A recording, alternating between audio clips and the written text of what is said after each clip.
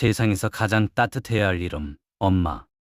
하지만 오늘 이 영상에 등장하는 사람들에게 그 이름은 40년, 50년을 품어온 가장 깊은 상처이기도 합니다. 여러분, 상상해 보신 적 있으신가요? 아버지와 이혼한 뒤 어린 자식의 손을 뿌리치고 사라진 어머니. 돌아보지도 않고 새 삶을 찾아 떠난 그 뒷모습을.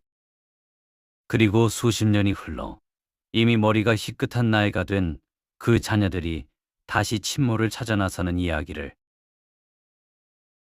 과연 그 만남은 어떻게 끝이 날까요? 눈물의 화해일까요? 아니면 또 한 번의 냉혹한 거절일까요? 그리고 왜 어떤 어머니들은 자신이 낳은 자식을 등졌을까요? 오늘 저는 실제 사례들을 바탕으로 재구성한 충격적이고도 가슴 먹먹한 이야기 4편을 준비했습니다. 마지막 사례는 정말 많은 분들을 오랫동안 생각에 잠기게 만들 이야기입니다. 반드시 끝까지 봐주세요. 사례 1. 엄마, 저 기억하세요? 65세 김영수의 이야기. 1960년 한국전쟁의 상처가 채 아물지 않은 서울 변두리의 작은 골목. 5살 영수는 그날 아침을 아직도 기억합니다. 어머니 최순희 씨가 비닐 보따리 하나를 들고 대문을 나섰을 때 영수는 어머니의 치마 끝을 붙잡았습니다. 엄마, 어디가? 어머니는 잠깐 발걸음을 멈췄지만 돌아보지 않았습니다.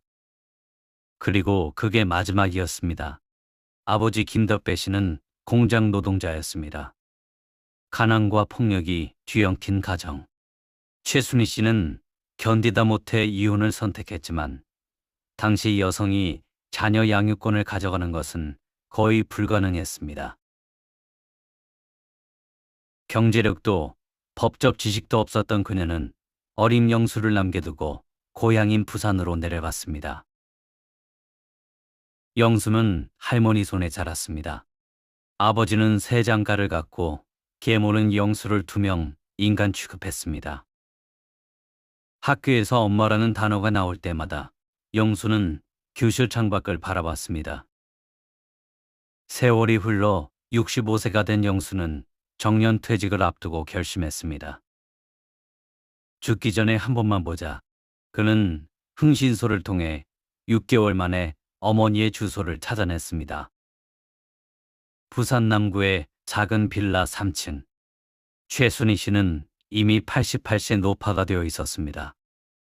문이 열렸을 때 노파는 한눈에 알아봤습니다. 영수야, 65년 만에 재회. 두 사람은 문지방 앞에서 한동안 말을 잇지 못했습니다. 어머니는 무릎을 꿇었습니다. 내가 죄인이다. 용서해다오. 영수는 가슴속에서 수십 년간 준비했던 원망의 말들이 일시에 증발하는 것을 느꼈습니다. 하지만 이야기는 여기서 끝이 아니었습니다. 어머니에게는 부산에서 재혼하여 낳은 자녀들이 있었습니다. 그 자녀들은 영수의 존재를 전혀 몰랐습니다. 영수가 집에 다녀간 후 어머니의 부산 가족들 사이에 거센 갈등이 벌어졌습니다. 재산도리로 온 것 아니냐는 의심이 나왔고 영수는 다시 연락이 끊겼습니다. 3개월 후 영수는 어머니의 부고 문자를 받았습니다. 발신자는 낯선 번호였습니다. 사례 1의 인생 교훈. 용서는 상대방을 위한 것이 아닙니다. 나 자신을 위한 것입니다. 영수는 비록 짧은 만남이었지만 그 재회로 인해 60년의 짐을 내려놓을 수 있었다고 했습니다. 인연은 때로 한 번의 만남으로 족합니다. 늦었다고 포기하지 마세요. 당신에게 남은 시간이 오늘 하루라도 그 용기는 의미가 있습니다. 사례 2. 어머님은 나를 기억하지 못했다. 70세 박정란의 이야기. 이 이야기는 어쩌면 더 잔인합니다. 70세 박정란 씨는 3살 때 어머니 이명숙 씨를 잃었습니다. 잃었다는 표현을 씁니다만 사실 이명숙 씨는 죽은 것이 아니었습니다. 남편과 이혼 후 서울에 올라와 새 출발을 한 것이었습니다. 정란은 전남 목포의 친조부모 밑에서 자랐습니다. 어머니는 돌아가셨다는 말을 듣고 자랐고 나중에 그 말이 거짓이라는 것을 알게 된 건 22살 때였습니다. 어머니가 서울 어딘가에 살아있으며 재혼해서 새 가정을 꾸렸다는 것을. 정란은 그 후 48년을 어머니를 찾지 않기로 결심했습니다. 자존심 때문이었습니다. 나를 버린 사람에게 내가 먼저 찾아가야 해? 하지만 70세 생일날 밤 혼자 생일 케이크 앞에 앉아있던 정란은 눈물을 흘렸습니다. 자녀들은 각자 바빠오지 못했고 남편은 5년 전 먼저 세상을 떠났습니다. 그녀는 처음으로 외롭다는 감정보다 궁금하다는 감정이 더 크게 밀려오는 것을 느꼈습니다. 6개월 전의 추적 끝에 정란은 어머니를 찾았습니다. 경기도 성남의 한 요양원. 이명숙 씨는 96세였고 중증 치매를 앓고 있었습니다. 어머니, 저예요. 정란이에요. 이명숙 씨의 눈동자는 허공을 향하고 있었습니다. 아무런 반응이 없었습니다. 정란은 그날 2시간 동안 어머니의 손을 잡고 있었습니다. 어머니는 가끔 알 수 없는 말을 중얼거렸고 한 번은 밥 먹었어라고 물어봤지만 그건 정란을 향한 말이 아니었습니다. 요양원 복도로 나온 정란은 벽에 등을 기대고 주저앉았습니다. 그리고 소리 없이 울었습니다. 나중에 그녀는 지인에게 이런 말을 했습니다. 용서하거나 원망할 대상이 이제 없어졌어요. 그게 제일 슬프더라고요. 정란은 이후 매달 요양원을 찾아갔습니다. 어머니는 끝내 정란을 알아보지 못했습니다. 그리고 정란이 14번째 방문을 하기 이틀 전 이명숙 씨는 세상을 떠났습니다. 사례 2의 인생 교훈. 기회는 항상 무한정 주어지지 않습니다. 마음속에 언젠가라는 단어를 너무 오래 품고 있으면 그 언젠가가 영원히 오지 않을 수도 있습니다. 자존심과 용기 사이에서 망설이고 있다면 오늘이 바로 그 결단의 날임을 기억하세요. 사례 3. 어머니는 거절했다. 58세 최민준의 이야기. 이 사례는 조금 다릅니다. 어머니가 자식을 거절한 이야기입니다. 58세 최민준 씨는 10살 때 어머니 강은주 씨와 생이별했습니다.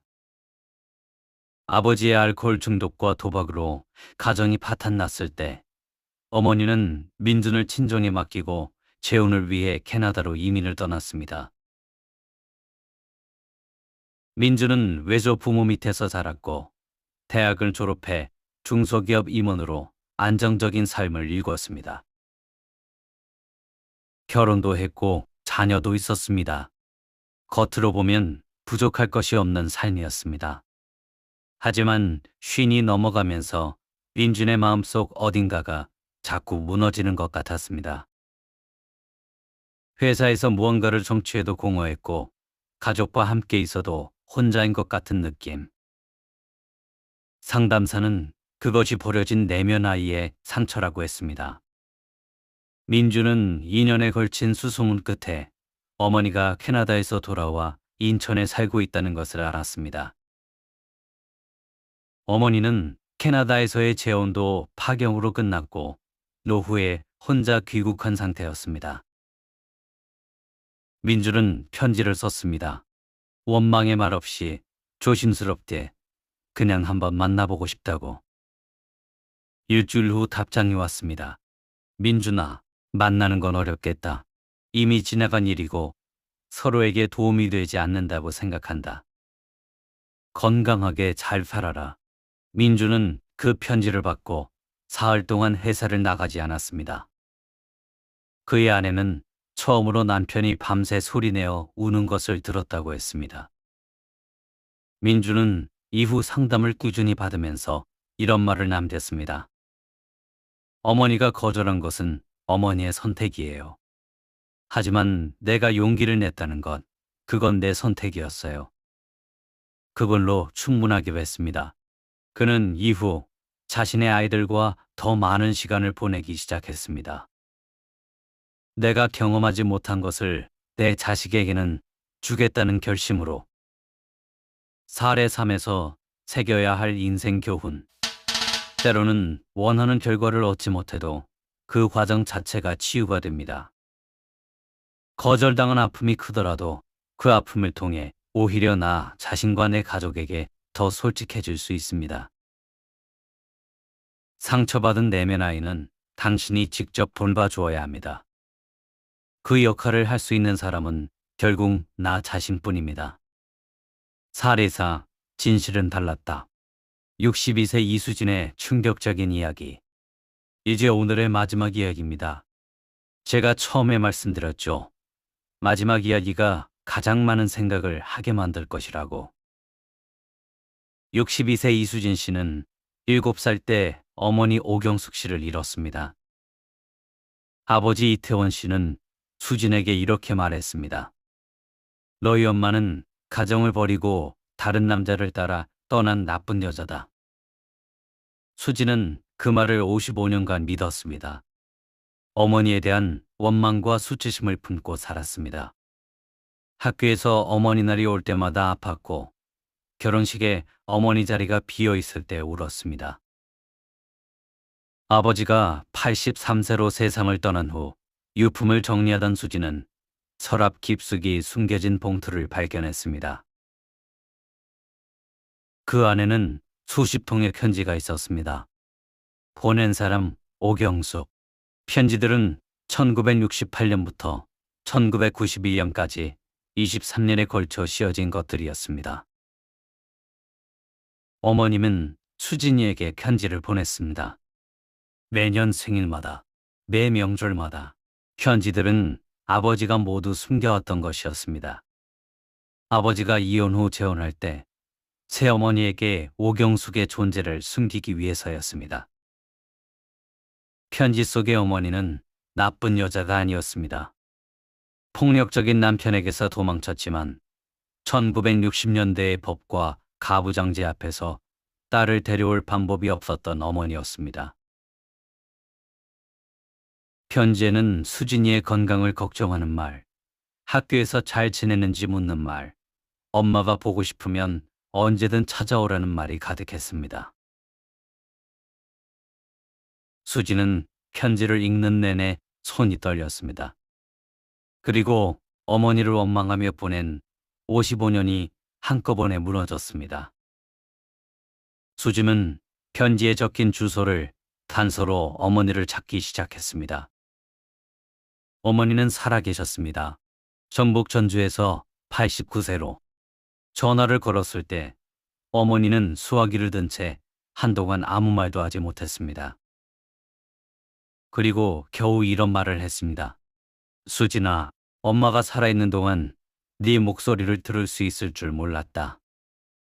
수진은 다음날 새벽 첫차를 타고 전주로 내려갔습니다. 두 사람은 현관문 앞에서 서로를 끌어안은 채 한참을 울었습니다. 이후 수진은 어머니가 세상을 떠날 때까지 3년간 매달 전주를 찾았습니다. 그 3년은 수진의 인생에서 가장 따뜻한 시간이었다고 합니다. 사례사의 인생 교훈. 우리가 평생 믿어온 이야기가 사실이 아닐 수도 있습니다. 누군가에게 씌워진 오명이 실은 다른 누군가의 거짓말일 수 있습니다. 진실을 알기 전에 판단하지 마세요. 그리고 진실이 뒤늦게 드러났다 해도 그 진실을 받아들이는 용기가 새로운 시작을 만들 수 있습니다. 55년 만에 시작된 모녀의 인연은 3년이라는 짧은 시간이었지만 그 어느 시간보다 풍요로웠습니다. 오늘 네 사람의 이야기를 들으셨습니다. 누군가는 용서를, 누군가는 체념을, 누군가는 거절을, 그리고 누군가는 뒤늦은 진실을 마주했습니다. 그 결과는 달랐지만 한 가지는 같았습니다. 모두가 결국 찾아갔다는 것입니다. 여러분도 마음속 깊이 품어온 사람이 있으신가요? 오해가 쌓인 채 연락을 끊은 형제자매다. 먼저 손 내밀기 머뭇거리는 자녀가, 아니면 아직 찾지 못한 누군가가. 황혼의 나이에 접어들수록 시간은 더 이상 우리 편이 아닙니다. 하지만 오늘 이 순간, 바로 지금 전화 한 통을 할 용기는 아직 여러분 안에 있습니다. 이 영상이 마음에 닿으셨다면 구독과 좋아요 부탁드립니다. 그리고 오늘 이야기를 들으며 떠오른 분이 계신다면 댓글에 살며시 적어주세요. 당신의 이야기도 누군가에게 큰 위로가 됩니다. 다음 영상에서 또 찾아뵙겠습니다. 오늘도 건강하세요.